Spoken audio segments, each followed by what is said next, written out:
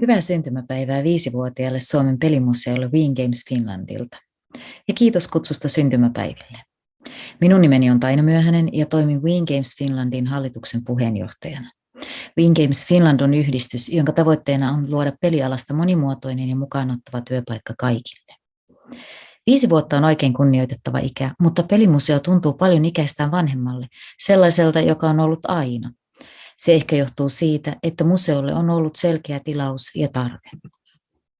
Pelien historian dokumentointi on tärkeää, jotta voimme ymmärtää sitä, miten tähän päivään on tultu.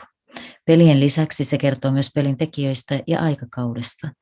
Tätä tärkeää työtä pelimuseo on tehnyt ja tulee toivottavasti tekemään vielä monta syntymäpäivää lisää. Paljon onnea 5-vuotiaalle. Hei, mä oon Sami Järvi, Remedin luova johtaja.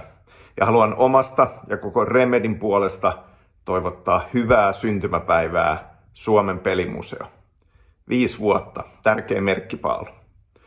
Pelit on viihdettä, pelit on taidetta ja koko ajan pelien merkitys osana meidän kulttuuria kasvaa.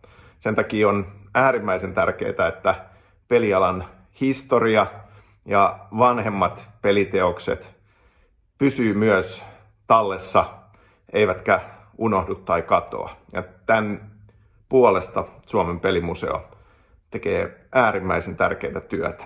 Kiitos siitä. Hyvää syntymäpäivää. Paljon onnea.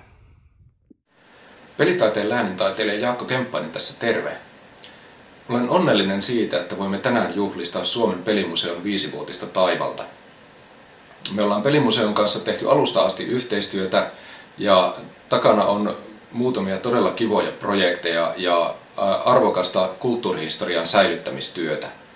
Erityisesti minua ilahduttaa se tapa, millä Suomen pelimuseo tuo esille ja näkyväksi suomalaisen ja pelin tekokulttuurin monimuotoisuutta niin suurista menestyksistä kummallisiin kokeiluihin. Ja toivon, että tulevaisuudessa tulisimme näkemään vielä enemmän tällaista monimuotoisuutta ja että 5 vuoden päästä voisimme juhlistaa pelimuseon 10-vuotissynttäreitä valtavilla juhlallisuuksilla, johon kaikki voisivat tulla paikalle. Sitä odotellessa onnea vielä kerran ja tulemme näkemään. Tervehdykset 5-vuotiaalle pelimuseolle. Täältä korkealta ollaan vähän yli kilometrissä Verdonin rotko, ei vajoama, vaan veden aikoinaan miljoonia vuosia sitten uurtaman kanjonin tässä reunamilla. Vilkastaa vähän tonne päin.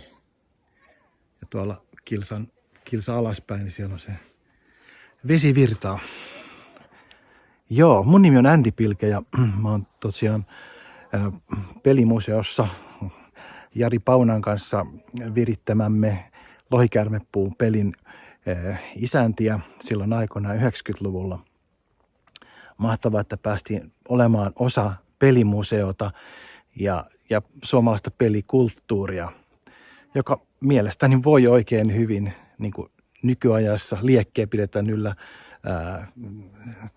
tietokone ja konsoli ja ynnä muiden digitaalisten pelien muodossa, mutta uskon myös, että lautapelit ja tämmöiset fantasiapelit on voimissaan. Mulla itselläni vahva tämmöinen peli, en sano riippuvuus, mutta kuitenkin peliinto tulee tosiaan sieltä lapsuudesta, kun pelattiin tietysti seiskaa ja kanasta ja tämmöisiä niin kuin perhepelejä.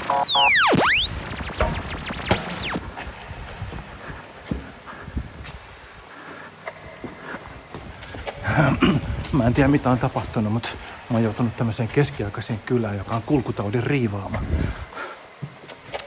No, joka tapauksessa pitkä aikaa pelimuseolla.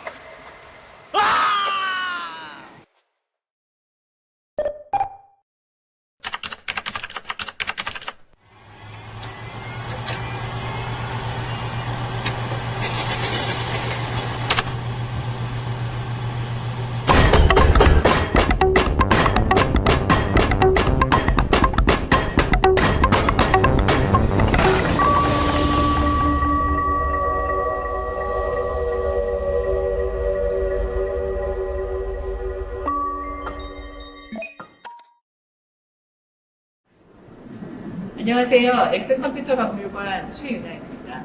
핀란드 게임 박물관의 5주년을 진심으로 축하드립니다. 넥슨 컴퓨터 박물관은 대한민국 최초의 온라인 게임 회사인 넥슨을 모회사로 하는 아시아 최초의 컴퓨터 박물관입니다. 2013년 제주에서 개관을 했습니다. 약 7,000점의 소장품을 기반으로 개인용 컴퓨터의 역사와 게임의 문화를 소개하고 있습니다. 핀란드 게임은 한국 사람들에게 낯설지 않습니다. 특히 모바일 게임은 세대를 아우르며 사랑을 많이 받고 있습니다. 핀란드의 게임 박물관이 이런 핀란드 게임의 역사를 보존하기 위해서 기업, 개발자, 기획자들이 모두 모여 함께 설립했다는 점이 무척 인상적이었습니다. 앞으로 핀란드뿐 아니라 전 세계 게임 유저들에게 색다른 재미와 영감을 줄 수 있는 공간으로 자리매김하길 바라겠습니다. 박물관 직원들이 핀란드 게임 박물관의 5주년을 함께 축하하기 위해 기다리고 있습니다.